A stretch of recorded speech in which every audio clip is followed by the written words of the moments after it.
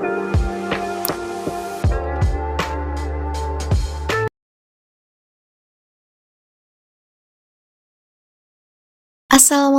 warahmatullahi wabarakatuh. Halo teman-teman, semoga kita semua selalu dalam keadaan sehat ya. Amin. Jadi pada hari ini kita akan belajar mengenai akad musyarakah. Yang pertama kita mulai dari pengertian dulu.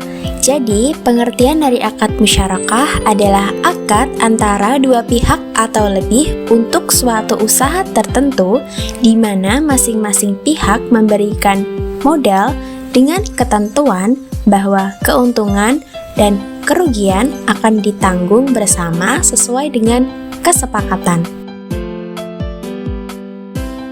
Selanjutnya yaitu rukun musyarakah.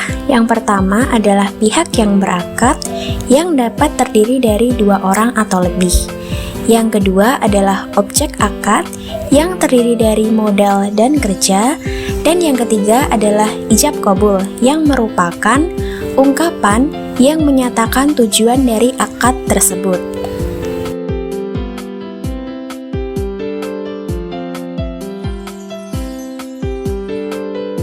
Selanjutnya yaitu jenis musyarakah. Di sini terdapat dua jenis. Yang pertama yaitu musyarakah permanen yang merupakan musyarakah dengan ketentuan bagian dana setiap mitra ditentukan sesuai akad dan jumlahnya tetap hingga akhir masa akad.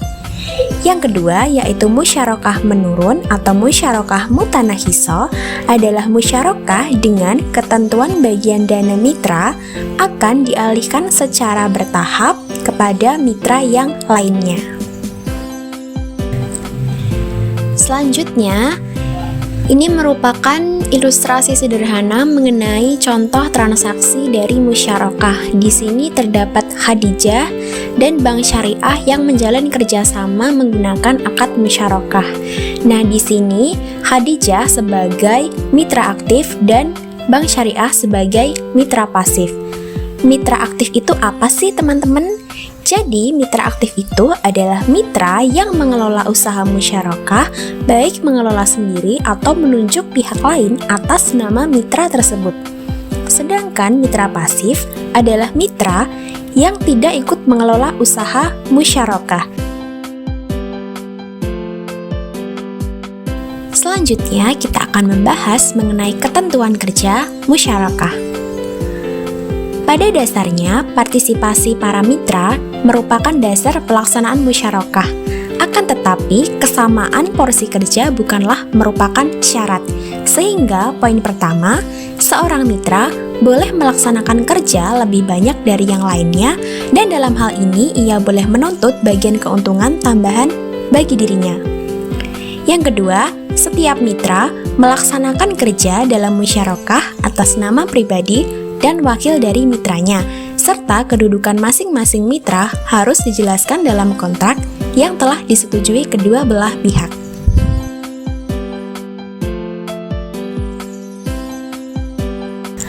Lalu, bagaimana sih ketentuan mengenai keuntungan dan kerugian dalam akad musyarakah?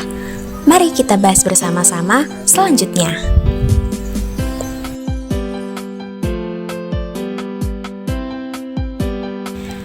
Ketentuan keuntungan yang pertama, keuntungan harus dikuantifikasikan dengan jelas. Yang kedua, setiap keuntungan mitra harus dibagikan secara proporsional atas dasar seluruh keuntungan. Yang ketiga, seorang mitra boleh mengusulkan jika keuntungan melebihi jumlah tertentu dan persentase tersebut dapat diberikan kepadanya. Dan yang terakhir, sistem pembagian keuntungan harus tertuang jelas di dalam akad. Ketentuan untuk kerugian sendiri, jika nanti di dalam suatu usaha musyarakah terdapat kerugian, maka kerugian tersebut dibagi secara proporsional menurut persentase modal masing-masing mitra. Ini merupakan contoh ilustrasi kerugian di mana Zulaiha menyumbang modal sebesar 40% dan Bank Syariah sebesar 60%. Maka jika terjadi kerugian, Kerugian tersebut juga ditanggung menjadi dua, yaitu Zulaikha sebesar 40% dan Bank Syariah sebesar 60%. Selanjutnya yaitu mengenai jaminan musyarakah. Pada prinsipnya, dalam pembiayaan musyarakah tidak ada jaminan.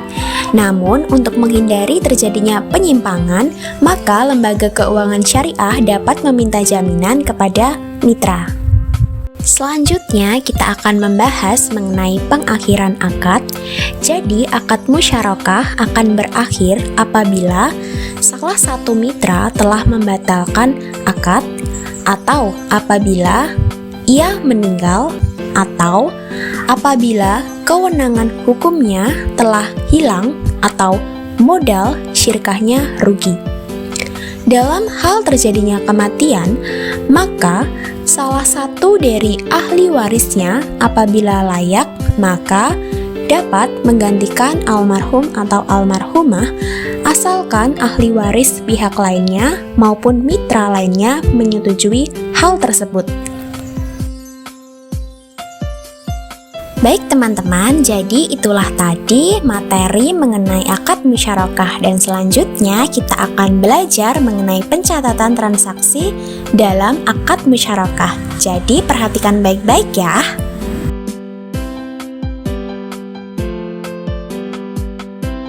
Jadi yang pertama, jika terdapat transaksi pada saat akad dan pembiayaan telah disetujui, maka kita bisa mencatat ke dalam jurnalnya, yaitu kontrak komitmen investasi musyarakah di sebelah debit dan kewajiban komitmen investasi musyarakah di sebelah kredit.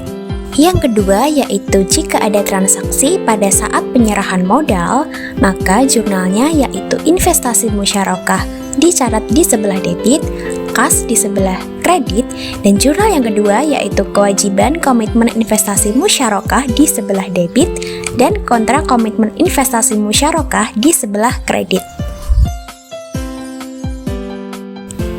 Yang ketiga yaitu transaksi pada saat mengeluarkan biaya dalam rangka akad. Jurnalnya yaitu uang muka akad musyarakah di sebelah debit dan kas di sebelah kredit. Selanjutnya, transaksi keempat yaitu pada saat pengakuan biaya akad musyarakah. Di sini bisa diakui menjadi dua ya teman-teman, yaitu bisa sebagai beban dan sebagai pembayaran. Jika diakui sebagai beban, maka jurnalnya adalah biaya akad di debit dan uang muka akad musyarakah di kredit.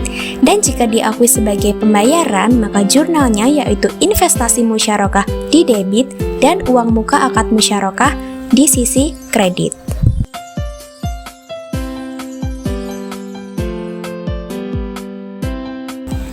Nah, itu tadi merupakan contoh transaksi yang terdapat di akad musyarakah. Selanjutnya, kita akan latihan untuk menjurnal transaksi musyarakah yang ada pada Bank Syariah. Jadi, siapkan buku tulis dan alat tulis kalian ya teman-teman, biar kita sama-sama paham mengenai akad musyarakah. Perhatikan ilustrasi di bawah ini. Pada tanggal 10 September 2022, Bank Pembiayaan Rakyat Syariah Bangun Desa dan Ibu Ani menandatangani akad musyarakah permanen untuk pembiayaan usaha salon muslimah senilai 60 juta yang terdiri dari 50 juta kontribusi BPRS dan 10 juta kontribusi Ibu Ani. Bagi hasil didasarkan pada laba bruto dengan nisbah bagi hasil 30% untuk BPRS dan 70% untuk Ibu Ani. Bagi hasil disepakati untuk dibayar dan dilaporkan setiap tanggal 25 mulai bulan Oktober. Investasi musyarakah disepakati jatuh tempo pada tanggal 25 Maret 2023. Transaksi yang pertama, pada tanggal 10 September, BPRS pada saat akad membuka cadangan investasi musyarakah untuk Ibu Ani. Atas transaksi ini dapat dibuat jurnal yaitu kontrak komitmen investasi musyarakah di sisi debit dengan nominal 50 juta dan kewajiban komitmen investasi musyarakah di sisi kredit dengan nominal 50 juta.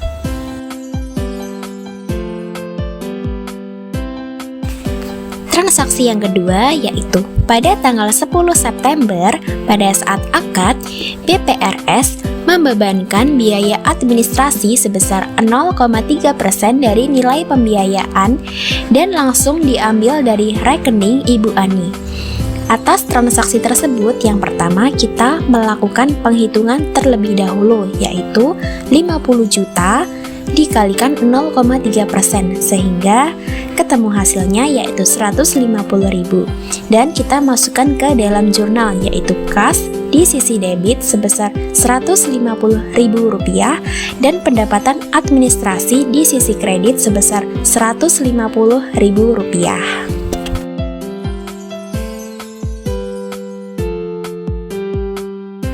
Transaksi yang ketiga yaitu pada tanggal 16 September, BPRS mentransfer sebesar Rp50 juta ke rekening Ibu Ani sebagai pembayaran porsi investasi BPRS. Atas transaksi tersebut, maka dapat dibuat dua jurnal. Yang pertama yaitu investasi musyarakah di sisi debit sebesar Rp50 juta dan kas di sisi kredit sebesar Rp50 juta. Jurnal yang kedua yaitu kewajiban komitmen investasi musyarakah di sisi debit sebesar Rp50 juta dan kontra komitmen investasi musyarakah di sisi kredit sebesar Rp50 juta. Selanjutnya, transaksi keempat yaitu pada tanggal 25 Oktober, Ibu Ani melaporkan laba bruto usahanya sebesar Rp7.500.000 dan pada tanggal yang sama membayarkan secara tunai porsi bank sebesar 30% dari laba bruto. Atas transaksi tersebut, yang pertama dilakukan adalah menghitung dulu nilai nominalnya, yaitu Rp7.500.000 dikalikan 30%, menghasilkan angka Rp2.250.000, sehingga jurnalnya yaitu kas pada pendapatan bagi hasil musyarakah dengan nominal Rp2.250.000. Selanjutnya, transaksi yang terakhir atau transaksi yang kelima yaitu pada tanggal 25 Februari pada saat jatuh tempo, Ibu Ani melunasi investasi musyarakah sebesar 50 juta via debit rekening. Karena tadi jenisnya adalah musyarakah permanen, maka jurnalnya adalah kas pada investasi musyarakah sebesar 50 juta rupiah. Baik teman-teman, jadi kita sudah sampai di akhir sesi pembelajaran dan itulah materi serta latihan soal mengenai akad musyarakah yang kita pelajari pada pagi hari ini. Semoga teman-teman bisa memahami pembelajaran tadi dan teman-teman bisa mengambil hikmah serta pembelajaran yang berharga di pertemuan kita kali ini. Sampai jumpa di pertemuan selanjutnya. Wassalamualaikum warahmatullahi wabarakatuh.